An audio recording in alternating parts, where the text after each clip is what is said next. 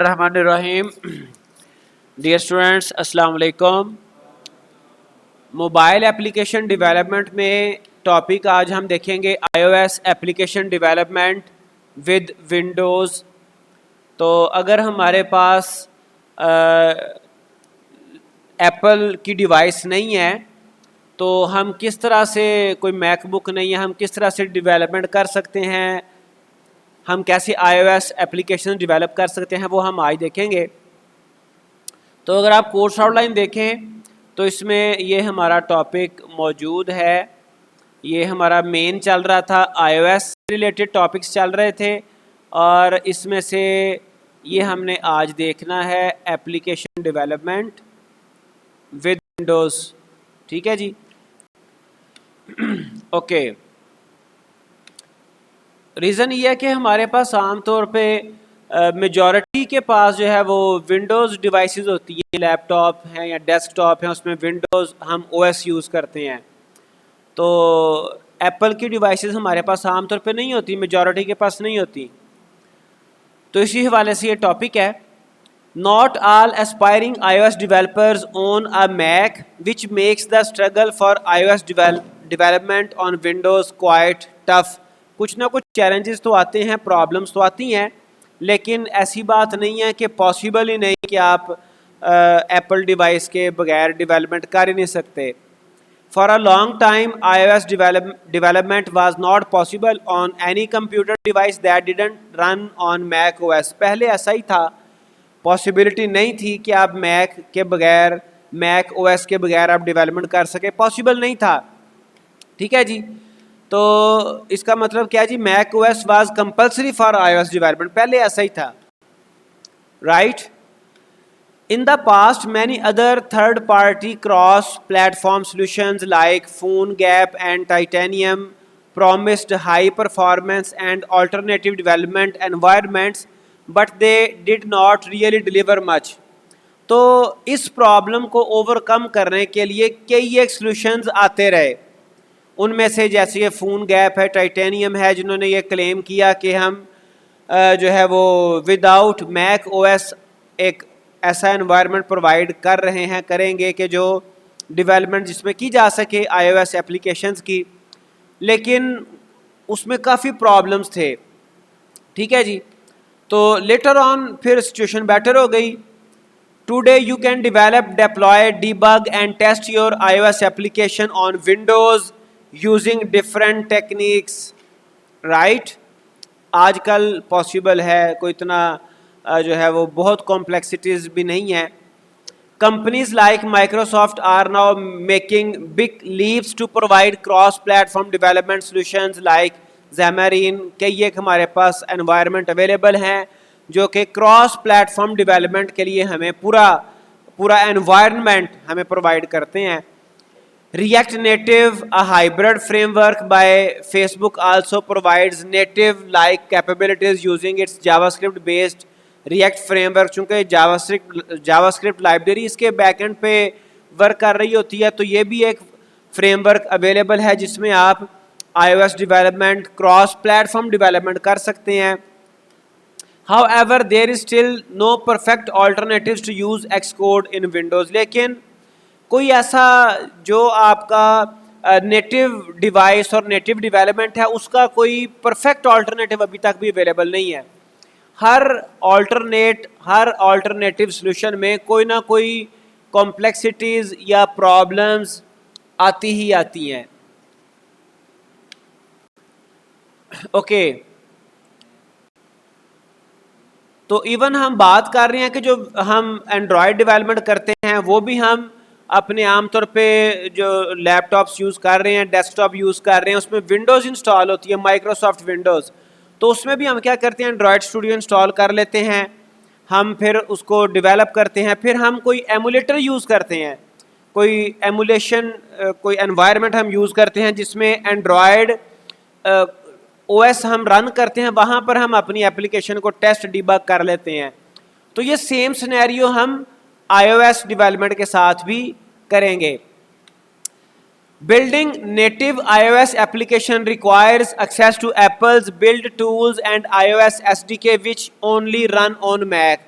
जो native development है उसके लिए डेफिनेटली आपको मैक चाहिए, मैकबुक चाहिए, आपको एप्पल की डिवाइस चाहिए, आपको मैक ओएस चाहिए, उसके ऊपर फिर एक्स कोड आप इंस्टॉल करते हैं, iOS SDK इंस्टॉल करते हैं, फिर एक्स कोड को यूज़ करते हुए डेवलपमेंट की जाती है। Cross platform solutions have limited capabilities and can be good enough for business applications. तो क्रॉस प्लेटफॉर्म में कुछ ना कुछ कंप्रोमाइज करना पड़ता है, कुछ ना कुछ हमारे पास जो कैपेबिलिटीज हैं, जो हमारे पास जो ऑप्शंस हैं वो लिमिटेड होती हैं, लेकिन बहरहाल हम अच्छी एप्लीकेशंस डिज़ाइन कर सकते हैं, डेवलप कर सकते हैं। They do not use Swift और objective C at all and therefore do not need Mac OS और एक्स कोड। चूँकि स्विफ्ट जो है वो एक्स कोड की नेटिव एक लैंग्वेज है और ऑब्जेक्टिव सी भी आप एक्स कोड के साथ यूज़ करते हो, तो जो आपके क्रॉस प्लेटफॉर्म है वहाँ पर स्विफ्ट और ऑब्जेक्टिव सी यूज़ नहीं होती। प्रीवियसली आपको पता है हमने प्रीवियस लेक्चर में 3 तरह की डेवलपमेंट देखी थी। एक हमने देखी थी नेटिव डेवलपमेंट, एक हमने देखी थी क्रॉस प्लेटफॉर्म और एक हमने डेवलपमेंट देखी थी, ठीक है। तो जो क्रॉस प्लेटफॉर्म है हमें ऑब्जेक्टिव करना पड़ती, लेकिन वहां पे फिर कुछ ना कुछ परफॉर्मेंस इश्यूज आ जाते हैं। उस्ताद जी बाज आ जाए यार, थोड़ा सा हमने पढ़ना है, वाकई ज़्यादा लंबा चौड़ा नहीं है। और के videos using AV foundation like the Filmora app और यू वांट AR इंटीग्रेशन, जो आपके बेसिक सेंसर्स हैं, जो आपकी डिवाइसेस के सेंसर्स हैं, और highly responsive customised UI, your choices will be limited. Cross platform पे आप इन सेंसर्स को फुली यूटिलाइज नहीं कर सकते, कुछ ना कुछ परफॉर्मेंस इश्यूज आएंगे। Xcode is an IDE। अब एक्सकोड की बात कर लेते हैं, जो कि आपका वो इंटीग्रेटेड डेवलपमेंट एनवायरनमेंट है जो आप अपने मैकबुक के साथ, अपने मैक OS के साथ यूज करते हो। Xcode is an IDE developed by Apple that allows you to build apps for iOS, Mac OS, tvOS and watchOS। जितने भी एप्पल की प्रोडक्ट्स हैं उनके लिए आप एप्लीकेशन डेवलप करने के लिए एक्सकोड यूज करते हैं। ये बिल्कुल वैसे ही IDE है जैसे आप डिफरेंट डेवलपमेंट्स के लिए यूज़ करते हैं, जैसे आप एंड्रॉयड स्टूडियो यूज़ करेंगे, जैसे आप इससे पहले C लैंग्वेज वगैरह करने के लिए IDE यूज़ करते रहे हैं, ठीक है जी। जैसे आपने डेव C++ यूज़ किया, इस तरह के डिफरेंट IDE जो भी आप यूज़ करते हैं बिल्कुल वैसे ही IDE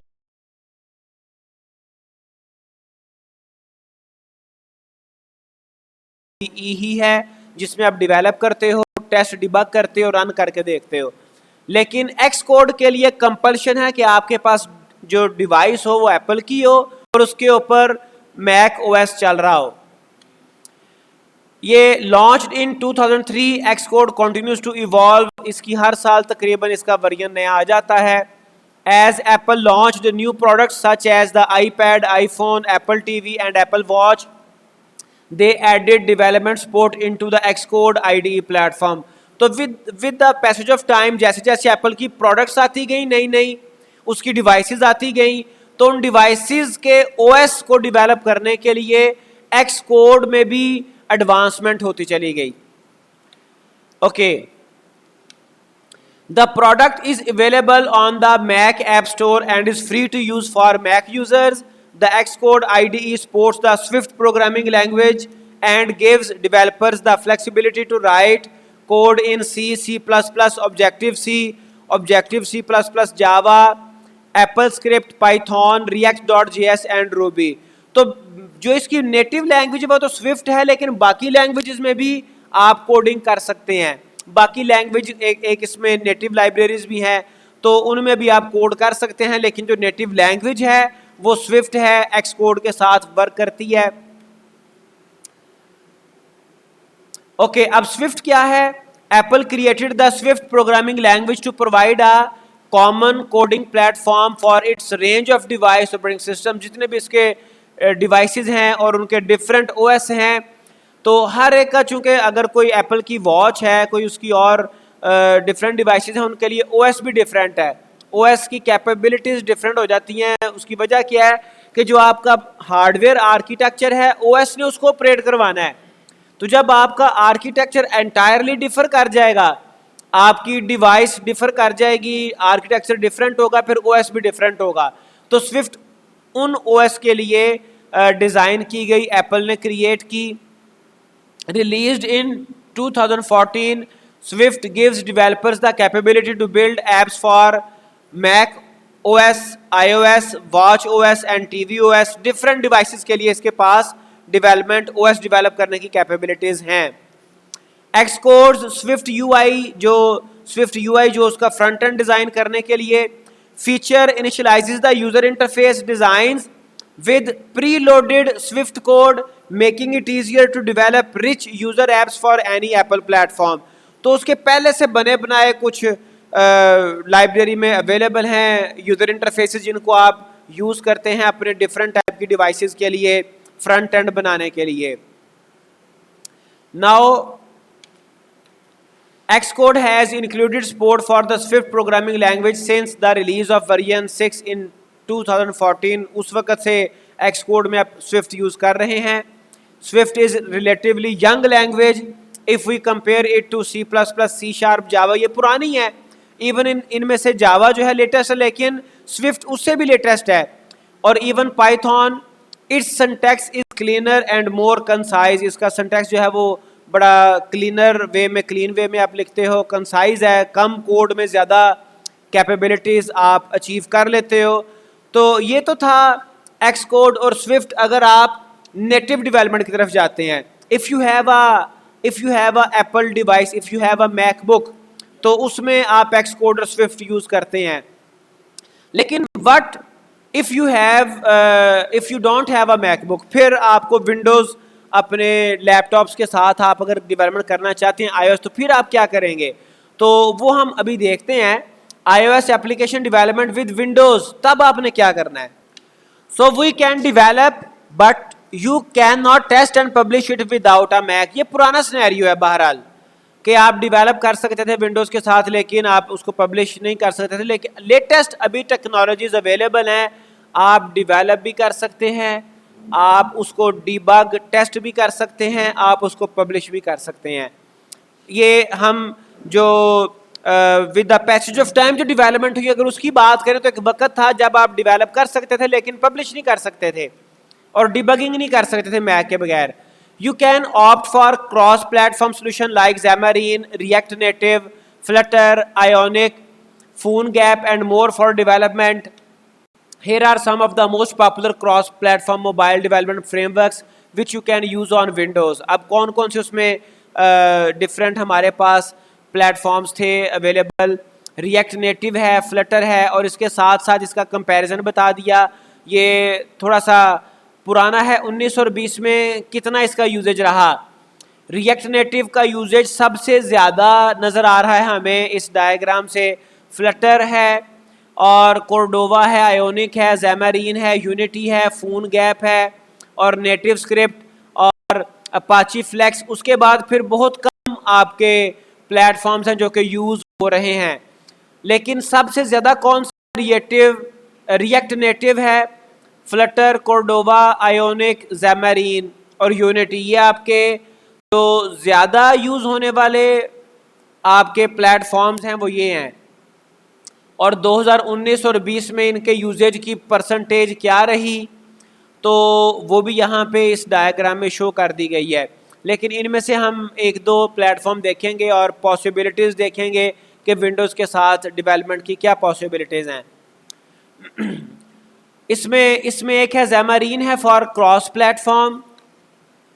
there are now some applications that can be used to replace Xcode and get the job done. मतलब आप iOS एप्लीकेशन डेवलपमेंट कर सकते हैं विदाउट यूजिंग Xcode। Xcode जो आपको मैंने बताया पहले भी कि ये एक नेटिव डेवलपमेंट के लिए यूज़ होता है, but none of them offer the experience that Xcode does. तो अवेलेबल सोल्यूशन तो अवेलेबल हैं, लेकिन जो Xcode के साथ डेवलपमेंट है उसको कोई भी मैच नहीं कर सकता, बिकॉज जो नेटिव डेवलपमेंट है वो उसकी वो फुल फ्लेज आपके हार्डवेयर, आपके सेंसर्स, आपकी कैपेबिलिटीज़ को वो यूज़ करके डेवलपमेंट की जाती है। One of the most commonly used alternatives is Xamarin। Xamarin is a third party open source framework to develop cross platform apps using C# by Microsoft. अब ये क्रॉस प्लेटफॉर्म एप्लीकेशंस बनाने के लिए Xamarin हम use करते हैं। Okay, so previously it had a standalone IDE called Xamarin Studio। पहले ये होता था Xamarin Studio, but now it can be added as a plugin in Microsoft Visual Studio। तो अब Microsoft Visual Studio में as an plugin आप इसको use कर सकते हो। अब आप Visual Studio के साथ plugin आप इंस्टॉल करें और Xamarin Studio की बजाय अब आप Visual Studio के साथ भी काम कर सकते हैं Xamarin क्रॉस प्लेटफॉर्म डेवलपमेंट करने के लिए। Xamarin is now fully integrated within the .NET framework, चूँकि ये भी Microsoft का है, allowing users to benefit from memory allocation and garbage collection, जो कि Visual Studio का एक most important feature है। तो जब Xamarin उसके साथ वर्क करेगा तो memory allocation और garbage collection ये क्या है कि आप efficiently memory allocate कर सकते हो और जो आपके resources free होते हैं आप उनको फौरन फ्री करवा के तो अपनी एफिशिएंसी को अचीव कर लेते हो। Xamarin enables developers to program cross-platform apps in a single language C#, which can then be compiled into native assembly code। उसको बाद में फिर नेटिव कोड में कंपाइल किया जा सकता है। वो माइट भी आपका जो है वो एंड्रॉयड है या फिर आपका iOS है। So far Xamarin may sound like a great option with loads of features, but there is a limit to it। तो जैसा कि मैंने आपको बताया जो नेटिव डेवलपमेंट है, नेटिव डेवलपमेंट के मुकाबले में जो आपके क्रॉस प्लेटफॉर्म डेवलपमेंट है उसमें कुछ ना कुछ आपको कंप्रोमाइज़ करना पड़ता है। पॉसिबल नहीं है कि वो नेटिव डेवलपमेंट को compete कर ले फुली, उसमें जो है वो मतलब एक कोई ना कोई कंपैरिजन, कोई ना कोई कंप्रोमाइजेज उसमें आएंगे, कोई ना कोई डेफिशिएंसी आएगी, परफॉर्मेंस की लिमिटेशंस आएंगी उसमें। Okay, one limitation is designing the UI of iOS apps. तो एक पहली लिमिटेशन तो ये है कि जो जिस तरह का हम यूज़र इंटरफेस Xcode को यूज़ करते हुए जो स्विफ्ट UI था उसको यूज़ करते हुए हम जो यूज़र इंटरफेस बना सकते हैं वो क्रॉस प्लेटफॉर्म में पॉसिबल नहीं है उस क्वालिटी का। Xamarin deprecated its Xamarin Designer a few years back। तो इसमें एक Xamarin Designer था, वो भी उसकी सपोर्ट भी ख़त्म हो गई, वो भी डेप्रिकेट हो गया। जैसे Xamarin Studio डेप्रिकेट हो गया, वो अब अवेलेबल नहीं है। तो आप उसको विजुअल स्टूडियो के साथ एक आप प्लगइन यूज़ करते हैं Xamarin का, तो Xamarin डिज़ाइनर भी डेप्रिकेट हो गया जो कि UI डिज़ाइन करने के लिए इस्तेमाल होता था। Such steps have increased more dependency on Mac than Windows। Okay, Xamarin does allow you to create iOS apps on Windows, but you would need a Mac to test it। आपको Mac चाहिए या फिर अब एक option available है कि आप उसका एमुलेटर इंस्टॉल कर लेते हो। A new feature called Hot Restart provides a very basic possibility to let you run an iOS app on the iPhone from Windows। तो एक Hot Restart की ऑप्शन भी है, एमुलेटर की ऑप्शन भी है, जिसपे आप कुछ बेसिक पॉसिबिलिटीज़ के साथ अपनी ऐप को टेस्ट कर लेते हैं। Hot Restart एक आपका एनवायरनमेंट क्रिएट करता है विंडोज़ के अंदर, जिसमें आप अपनी एप्लीकेशन को, iOS एप्लीकेशन को रन करके चेक कर लेते हैं। It has its own set of limitations, like it does not support static libraries और storyboards जो कि सिर्फ मैक में अवेलेबल हैं। It could be a breakthrough but only time will tell। तो ये भी स्टार्टिंग है इसमें भी हॉट रिस्टार्ट के वाले से। ओके, तो Xamarin के अलावा एक और प्लेटफॉर्म है for cross platform development, react native.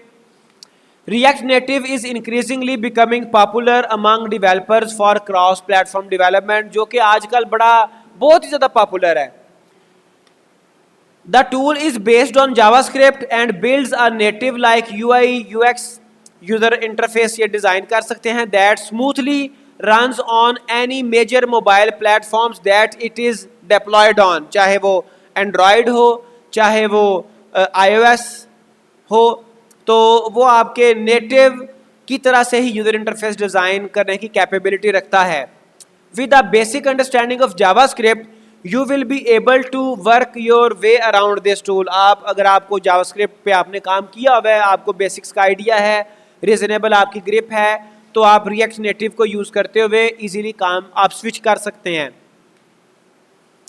जैसे यहाँ पे देखें रिएक्ट के डिफरेंट कंपोनेंट्स हैं, रिएक्ट नेटिव कंपोनेंट्स हैं, कम्युनिटी कंपोनेंट्स हैं, कोर कंपोनेंट्स हैं और योर नेटिव जो आप अपने खुद डिजाइन करते हो। Okay, react native does provide what they call native component. तो ये नेटिव कंपोनेंट्स भी प्रोवाइड करता है आपके यूजर इंटरफेस के, जो हमने कहा कि स्विफ्ट यूआई में अवेलेबल हैं, वो भी ये प्रोवाइड करता है। These are some UI components that developers can write using React, but at runtime it creates corresponding native iOS views। तो ये iOS views runtime पे create कर देता है, ये इसकी एक इसका प्लस है। After completing your application, you can run and test in your Windows PC using an emulator। तो यहाँ पे emulator भी आप यूज कर सकते हैं, जैसे कि आपको बताया with the passage of time सहूलियत आती गई। इवन जब हम एंड्रॉयड डेवलपमेंट करते हैं अपने विंडोज ओएस के अंदर रहते हुए, तो हम एंड्रॉयड स्टूडियो आईडीई यूज कर रहे हैं डेवलपमेंट करने के लिए, लेकिन टेस्ट डिबग करने के लिए हमें एमुलेटर यूज करना पड़ता है। या फिर उसकी दूसरी ऑप्शन ये है कि आप अपनी एंड्रॉयड डिवाइस को अपने फोन के साथ अटैच करें और डेवलपर ऑप्शंस आप ऑन करें, यूएसबी डिबगिंग आप ऑन करें, तो आप डायरेक्ट अपनी ऐप को डिबग इंस्टॉल करें अपनी डिवाइस पे, वहाँ पे आप टेस्ट करें और फिर आप डिबग कर लें। ठीक है जी। तो यहाँ पर iOS के हवाले से भी आप एमुलेटर और कई एक सॉल्यूशंस अवेलेबल हैं, कई एक एमुलेटर अवेलेबल हैं। You can also publish them on TestFlight और the app store if you don't have a Mac computer. अब ये भी ऑप्शन अवेलेबल है कि आप विदाउट मैक डिवाइस आप अपने iOS एप्लीकेशन को पब्लिश भी कर सकते हैं। अब आपने विंडोज के ऊपर how to run Mac OS on Windows run कैसे करते हैं, डेफिनेटली आपके कई सॉल्यूशंस हैं। ठीक है, जिनमें से एक एमुलेटर भी है। What if you keep developing an app on Windows and occasionally use a Mac OS environment in Windows to test and deploy. कि आप डेवलप करते हैं और अपने विंडोज में ओकेजनल जब आपको ज़रूरत पड़े, जब आपको टेस्ट डिप्लॉय करने की ज़रूरत पड़े, उस वक्त आप मैक ओएस एनवायरनमेंट क्रिएट करें। तो कहता है क्या ये पॉसिबल है? ठीक है जी, जी ये पॉसिबल है। वही आप एमुलेटर यूज़ कर लें, या फिर यहाँ पे एक हैकिंटॉश के नाम से अवेलेबल है एमुलेटर। फिर उसके अलावा आप वर्चुअल डिवाइसेस आप इंस्टॉल कर सकते हो। You can do that with Hackintosh और वर्चुअल मशीन्स। तो there is an ugly truth that you really need a high end computer. आपको आपकी कंप्यूटिंग डिवाइस अच्छी होनी चाहिए। ठीक है जी, like Intel Xeon to run a Hackintosh और वर्चुअल मशीन। अदरवाइज अब आपके लेटेस्ट डिवाइसेस आ गई हैं कि जिनमें आपका अगर इंटेल Xeon नहीं भी है तो आप जो है वो इंस्टॉल कर सकते हैं। लेकिन सिंपल इज दैट कि आपकी जो कंप्यूटिंग डिवाइस है वो उसकी परफॉर्मेंस, उसका प्रोसेसर वो अच्छा होना चाहिए। Then it is possible to install Hackintosh और virtual machine over your Windows OS. तो आप वहाँ पे रन कर सकते हैं, अपनी टेस्ट कर सकते हैं अपनी iOS एप्लीकेशन को। अब ये हैकिंटॉश क्या है? Apple's license for macOS only allows the operating system to be used on Apple devices। ठीक है जी, दूसरी डिवाइसेस पे आप उसको रन नहीं कर सकते। A Hackintosh is a system that runs Apple's macOS on the computer using unauthorized means। आप इसको अनऑथराइज्ड वे में मैक ओएस को यूज करते हो। ठीक है जी। द कंप्यूटर आर्किटेक्चर, अब एक और reality, the computer architecture use for Macintosh is similar to that most Windows laptops use. तो जो उसका आर्किटेक्चर है उसमें कोई जमीन आसमान का फर्क नहीं है, मोस्टली कैपेबिलिटीज सिमिलर हैं। दिस लीव्स बिहाइंड लो और no chances of compatibility issues when running a Mac OS on a different computer। तो जब आप हैकिंटॉश इंस्टॉल करते हो अपने विंडोज OS के साथ, तो चूंकि जो आर्किटेक्चर है, जो हार्डवेयर कैपेबिलिटीज हैं, वो कोई ज़मीन आसमान का फ़र्क नहीं, तो आप इजीली हैकिंटॉश को इंस्टॉल कर लेते हो। आप वर्चुअल मशीन इंस्टॉल कर लेते हो जिसमें आप अपने iOS एप्लीकेशन को रन कर सकते हो। इवन मैंने आपको बार बार बताया कि जब हम विंडोज ओएस के साथ एंड्रॉयड डेवलपमेंट हमने करनी है तो वहां पर भी हमें एमुलेटर यूज करना पड़ता है। जैसा कि यहाँ पे इस वक्त करंटली मेरे पास रन कर रहा है, मैं आपको सिर्फ दिखा देता हूँ। ये जेनीमोशन मैंने इंस्टॉल किया, इट इज एन एमुलेटर, ठीक है जी, जिसमें आप आप देख सकते हैं कि फिल वक्त मैंने Samsung Galaxy S6, Samsung Galaxy S8 devices install की हुई हैं जो कि एक एमुलेशन प्रोवाइड करते हैं। इस वक्त एक डिवाइस मेरी रन भी कर रही है जिसके ऊपर आप करते क्या हो, आप जो भी आपने एंड्रॉयड एप्लीकेशन बनाई है आप उसके ऊपर रन करके देख लेते हो।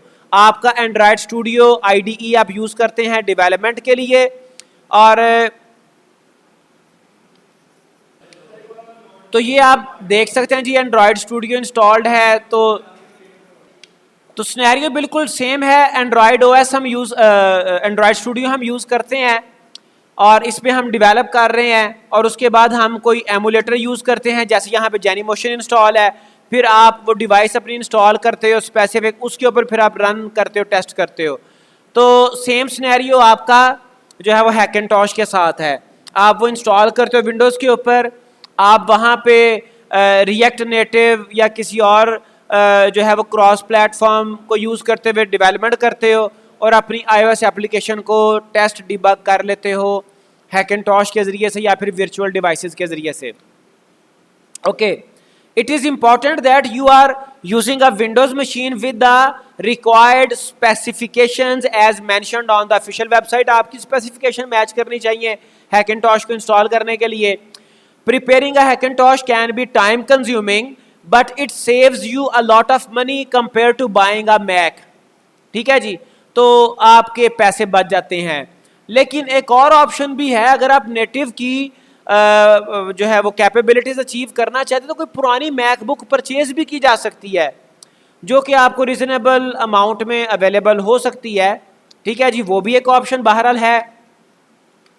Once your Hackintosh is ready you are able to move past all the limitations of iOS development on a Windows PC। तो कई चीजें ओवरकम हो जाती हैं। You are now no longer using Windows OS बस Macintosh itself। अब जब आपने Hackintosh इंस्टॉल कर लिया तो यूं समझ लें जैसे ये मैंने आपको अभी अभी दिखाया, तो ये पूरी एक एंड्रॉयड डिवाइस है, ठीक है जी, which is installed using emulator, Genymotion emulator. तो आप इसके ऊपर अपनी most of the functionalities achieve कर सकते हैं। कम अज कम आप अपने एंड्रॉयड एप्लीकेशन को इंस्टॉल करके टेस्ट कर सकते हैं, उसको फिर डिबग कर सकते हैं अपने IDE के साथ। You can perform all the action from using Xcode, preparing, developing, debugging, running, compiling an application and finally uploading it on the app store. तो जो कुछ आप Xcode को यूज करते हुए करते थे, आप वो कुछ हैकेंटॉश के साथ भी कर सकते हैं। अब दूसरी ऑप्शन जो है मेजर हैकेंटॉश के अलावा वो है VMware एंड वर्चुअल बॉक्स। तो ये भी एक वर्चुअल डिवाइसेस इंस्टॉल करने के लिए आपके पास दो सोल्यूशन है, इनमें से आप कोई अडॉप्ट कर सकते हो। A virtual machine creates an environment on the device where the OS runs like it's running on the original hardware. तो इसके लिए आपको पूरा एक OS का इमेज बनाना पड़ता है, ठीक है जी, OS का इमेज आपकी वर्चुअल मशीन के ऊपर रन करता है, तो आपकी मशीन के अंदर एक नेस्टिंग हो जाती है, एक वर्चुअल मशीन आपकी नजर आती है और आप अपनी मशीन के ऊपर अपने जाहिरी बात है आपकी मशीन अगर विंडोज़ यानी कि आपकी विंडोज़ इंस्टॉल है और उसके ऊपर एक प्राइमरी सॉफ्टवेयर प्राइमरी OS होगा, उस प्राइमरी OS के अंदर आप नेस्टिंग के तौर पे वर्चुअल मशीन को यूज़ करते हुए जितने चाहें OS इंस्टॉल कर सकते हैं। अगेन आपके पास आपकी जो मशीन है वो कैपेबल होनी चाहिए, उसकी जो कैपेबिलिटीज़ हैं, प्रोसेसिंग कैपेबिलिटीज़, वो आपकी मशीन अच्छी सिंपली होनी चाहिए। To create a virtual machine you need to use software like virtual box और VMware। तो वर्चुअल बॉक्स जो है ये आपका ओपन सोर्स है, फ्री है, और VMware आपका उसकी this process is called virtualization and can help you run different operating system including Windows, Linux, Mac OS।